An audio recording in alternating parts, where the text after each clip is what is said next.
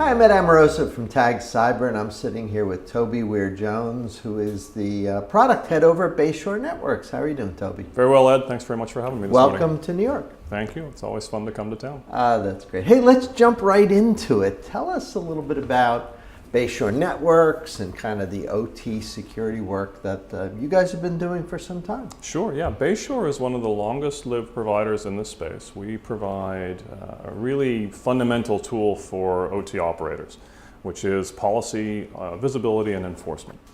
And the idea is that just like enterprise networks 20 years ago, nobody really has a thorough understanding of what's going on. And once they find out, they realize there were things happening that they prefer weren't.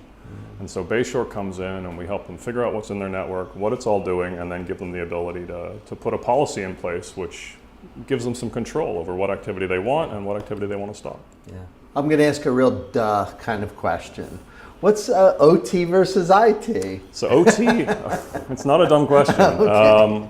OT is operational technology. Yeah. And the idea is it's manufacturing facilities, it's critical infrastructure, it's things that are very safety and production oriented. So they got to work perfectly 100% of the time in order for your factory to stay online, your lights to stay on, and your trucks to arrive where they're meant to go. So industrial control would be a big part of that. Absolutely. Yeah. So the difference here is that in the good old days, this stuff was all air-gapped and totally isolated environments. But the manufacturers of all the industrial equipment started connecting it all on networks. Mm-hmm. And so now all of a sudden this stuff suffers from the same sort of network exposures as a lot of other IT environments did and still continue to today. So my understanding is these industrial control environments and OT environments have a lot of different protocols, right? They have some specialized ones and so on. They do. Do you guys actually go in and understand how those protocols operate? Yeah, that's one of our real Okay. strengths, is that we have a very deep understanding of a whole range of these different protocols, and we can go down into the very smallest pieces of payload.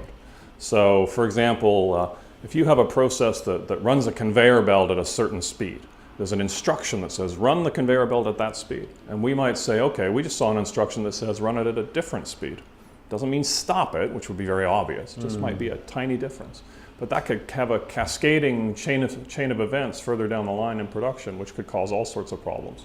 And it might be that somebody fat-fingered a key, or it might be there was an attack, or it might be that the motor itself is wearing out. And in any cases, the idea is to identify those things before they become catastrophic. That's interesting. So identify means visibility. It does. And then dealing with it is kind of a mitigation. So you're really doing a classic security detect the problem and Yeah, deal absolutely. with it. It's an awareness issue first, and then from there, once you learn more, you can then choose where you want to apply your mitigation strategies. That's right. Yeah. Do you think industrial control is pretty vulnerable to like big scary attacks? Is that something we should all be worried about?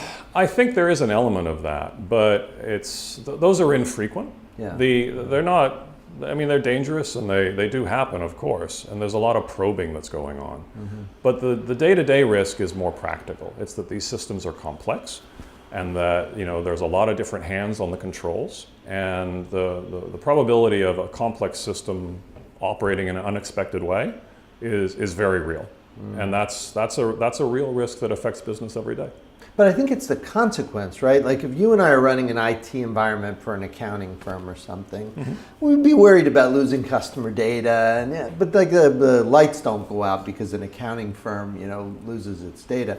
But you're probably dealing with companies where the consequence of an attack might affect lives, safety, real. Am I getting that right? Like you are. The risk goes way up with the consequence. The safety theme is really one of the most important ones. For a long time, we didn't think about this critical infrastructure because it was closed off and it was run by a very tight-knit group of specialists. But with the introduction of all these networking connections and interactions with your enterprise, your ERP systems or your just-in-time delivery, all these different controls, now suddenly these systems, which used to be very segmented and isolated, are exposed to all the same kinds of risks. And as you said, the consequences are very different, not only in financial terms, but in practical real world terms. Yeah, interesting. Important that you guys get it right. Yeah, well, and Bayshore's been doing this for over 10 years. And a lot of the folks who've sort of come along more recently, they don't come from a core OT background. But the senior staff at Bayshore, they all come out of this environment. And that makes a difference. Ultimately, when we have a conversation with a customer, what we're really looking for is some resonance with their particulars and their background and their needs. And the product is designed to be flexible enough to accommodate each slightly different deployment while delivering the same overall solution goal. Yeah. How about you? How'd you get into this? Well, I came into it, I've been doing enterprise security for over 20 years. And I started off working in the managed services space with Bruce Schneier. And since then it's... At Counterpaint. At Counterpaint, that's right. Yeah. And we did that, and then I worked Paul with BT. Stitch was over there. Paul Stitch had a good group. Was my CEO for a number of years, absolutely. Then we went in, we became part of British Telecom. And I spent 7 years running around the world for BT working How'd on you managed like services. that? It was fantastic. Yeah. It was great. It gave us a level of geography that Counterpaint certainly didn't have on its own, but it also gave me the benefit of seeing very different approaches in the same verticals, but in different countries, different regions. And they approached the problems in different ways. Either they had different regulatory pressures, or they just had different conventions, different splits between staff and technology investments. And it certainly increases your sensitivity to what it takes, to what's required to build a good product. Because you've got to build for the world market, not just for the guys you can see out your window.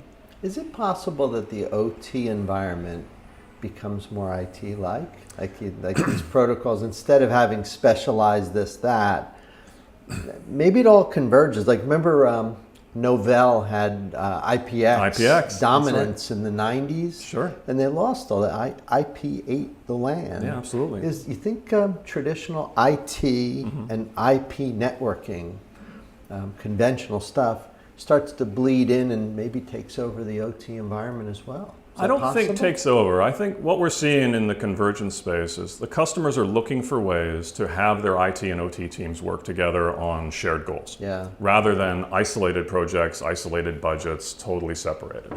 And the expectation there is that it no longer becomes two warring camps. It becomes one unified team at a certain level. And the CISOs are becoming OT friendly.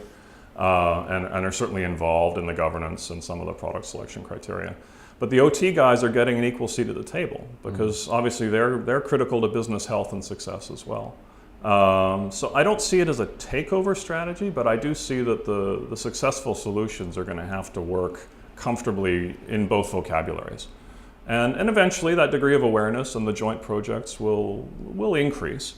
And we will see, obviously some products will end up playing strongly on both sides, and if we're not ready for that, it's going to be an issue. That's fantastic. Hey, you enjoying yourself at Bayshore? Absolutely, yeah. I just joined recently, about 2 months ago.